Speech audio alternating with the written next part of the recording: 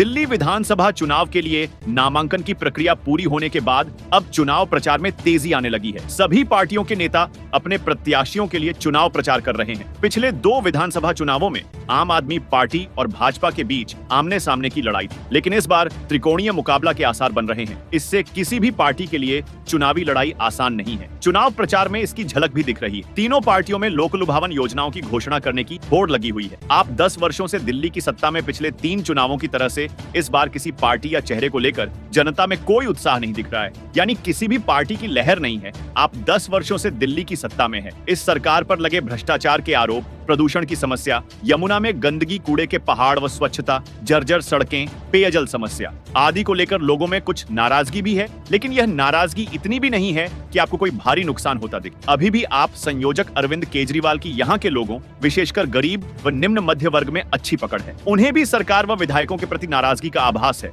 यही कारण है कि उन्होंने बड़ी संख्या में अपने विधायकों के टिकट काटे हैं। 20 नए चेहरों को आगे करके नाराजगी को कुछ कम करने की कोशिश की। दिल्ली विधानसभा चुनाव के लिए नामांकन की प्रक्रिया पूरी होने के बाद अब चुनाव प्रचार में तेजी आने लगी। सभी पार्टियों के नेता अपने प्रत्याशियों के लिए चुनाव प्रचार कर रहे हैं। पिछले 2 विधानसभा चुनावों में आम आदमी पार्टी और भाजपा के बीच आमने सामने की लड़ाई थी, लेकिन इस बार त्रिकोणीय मुकाबला के आसार बन रहे हैं। इससे किसी भी पार्टी के लिए चुनावी लड़ाई आसान नहीं है। चुनाव प्रचार में इसकी झलक भी दिख रही है। तीनों पार्टियों में लोकलुभावन योजनाओं की घोषणा करने की होड़ लगी हुई है। वर्ष 2008 तक के चुनाव में कांग्रेस व भाजपा के बीच सीधी लड़ाई थी। पहले एक चुनाव में भाजपा और उसके बाद लगातार 3 विधानसभा चुनावों में कांग्रेस को जीत मिली। अब दिल्ली का चुनावी परिदृश्य बदल गया है। भ्रष्टाचार विरोधी अन्ना हजारे के आंदोलन से उपजी आम आदमी पार्टी वर्ष 2013 में पहली बार चुनाव मैदान में उतरी। पहले ही चुनाव में उसने दिल्ली के चुनाव को त्रिकोणीय बना दिया। पार्टी को बहुमत तो नहीं मिला, लेकिन कांग्रेस के समर्थन से सरकार बनाने में सफल रही। अरविंद केजरीवाल दिल्ली के मुख्यमंत्री बने और 49 दिनों के बाद इस्तीफा दे दिए। पिछले 3 चुनावों की तरह से इस बार किसी पार्टी या चेहरे को लेकर जनता में कोई उत्साह नहीं दिख रहा है, यानी किसी भी पार्टी की लहर नहीं है। आप 10 वर्षों से दिल्ली की सत्ता में इस सरकार पर लगे भ्रष्टाचार के आरोप, प्रदूषण की समस्या, यमुना में गंदगी, कूड़े के पहाड़ व स्वच्छता, जर्जर सड़कें, पेयजल समस्या आदि को लेकर लोगों में कुछ नाराजगी भी है, लेकिन यह नाराजगी इतनी भी नहीं है कि आपको कोई भारी नुकसान होता दिखे। अभी भी आप संयोजक अरविंद केजरीवाल की यहाँ के लोगों, विशेषकर गरीब व निम्न मध्य वर्ग में अच्छी पकड़ है। उन्हें भी सरकार व विधायकों के प्रति नाराजगी का आभास है। यही कारण है कि उन्होंने बड़ी संख्या में अपने विधायकों के टिकट काटे हैं। 20 नए चेहरों को आगे करके नाराजगी को कुछ कम करने की कोशिश की है। इसके साथ ही महिलाओं को 2100 रुपए प्रति माह देने सहित विभिन्न वर्गों के लिए नई लोकलुभावन घोषणा कर रहे हैं। भ्रष्टाचार के आरोपों में आप सरकार के फंसने और दिल्ली की समस्याओं से लोगों में दिख रही नाराजगी में भाजपा अवसर तलाशने का प्रयास कर रही है। प्रधानमंत्री नरेंद्र मोदी सहित अन्य भाजपा नेता चुनावी मंच से इसे जोरदार तरीके से उठा रहे हैं। प्रधानमंत्री ने दिल्ली वासियों को विश्व स्तरीय दिल्ली बनाने का सपना दिखाते हुए समस्याओं के लिए आपको जिम्मेदार ठहराया है। आपको दिल्ली के लिए आपदा बताकर मतदाताओं को आप सरकार के विरोध में खड़ा करने का प्रयास कर रहे हैं। नेता दिल्ली के विकास में मोदी सरकार के काम को भी गिना रहे हैं। कांग्रेस ने नई दिल्ली, कालकाजी, जंगपुरा, बादली, कस्तूरबा नगर, ओखला, मालवीय नगर, उत्तम नगर सहित कई सीटों पर मजबूत प्रत्याशी उतारकर दोनों पार्टियों को कड़ी चुनौती पेश की। कांग्रेस ने भी महिलाओं को प्रति माह 2500 रुपए सहित अलग अलग वर्गों के लिए कई घोषणाएं की। सभी पार्टियां लोकलुभावन वादों के सहारे सत्ता तक पहुंचने की आस लगा रही। इस बार के चुनाव में सबसे अधिक चर्चा नई दिल्ली व कालकाजी सीट की हो रही है। नई दिल्ली से केजरीवाल 3 बार से चुनाव जीत रहे हैं। भाजपा ने पूर्व सांसद प्रवेश वर्मा और कांग्रेस ने पूर्व सांसद संदीप दीक्षित को उतारकर उनके सामने खड़ी चुनौती पेश कर दी। चलिए अब वीडियो में आगे बढ़ते हैं और सबसे पहले बात कर लेते हैं दक्षिण दिल्ली के बारे में। यहाँ की दोस्तों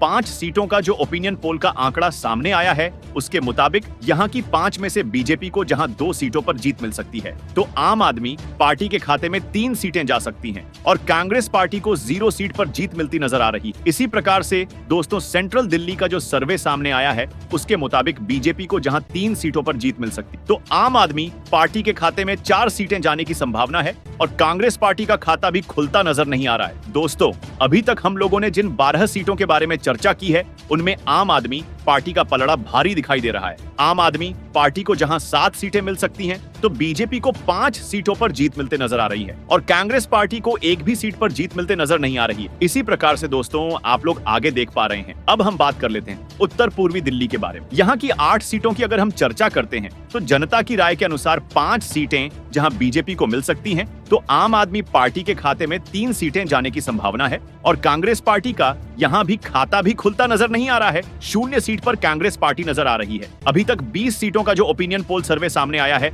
उसके मुताबिक बीजेपी को जहां 10 सीटों पर जीत मिल सकती है, आम आदमी पार्टी के खाते में भी 10 सीटें जा सकती हैं और कांग्रेस का खाता भी खुलता नजर नहीं आ रहा है। अगर दोस्तों हम बात करते हैं पश्चिमी दिल्ली के बारे में, तो यहाँ की 8 सीटों में से 5 सीटें जहां बीजेपी को मिल सकती हैं, तो 3 सीटें आम आदमी पार्टी के खाते में जा सकती। अभी तक हमने चर्चा की है टोटल 28 सीटों के बारे में, जिनमें से बीजेपी को जहां 15 सीटों पर जीत मिल सकती है, तो आम आदमी पार्टी के खाते में 13 सीटें जाने की संभावना है और कांग्रेस पार्टी को 0 सीट मिलते नजर आ रही। दक्षिण पश्चिमी दिल्ली का जो दोस्तों ओपिनियन पोल का सर्वे सामने आया है उसके मुताबिक बीजेपी को जहां 4 सीटें मिल सकती हैं, तो आम आदमी पार्टी के खाते में 3 सीटें जाने की संभावना है और कांग्रेस पार्टी को 1 सीट मिलते नजर आ रही। अभी तक हमने जिन 36 सीटों के बारे में चर्चा की है उनमें बीजेपी को जहां 19 सीटों पर जीत मिल सकती, तो आम आदमी पार्टी के खाते में 16 सीटें जाने की संभावना है और कांग्रेस के खाते में 1 सीट जा सकती। पूर्वी दिल्ली का जो दोस्तों ओपिनियन पोल का आंकड़ा सामने आया है, यहाँ की कुल 5 सीटों में से 2 सीटें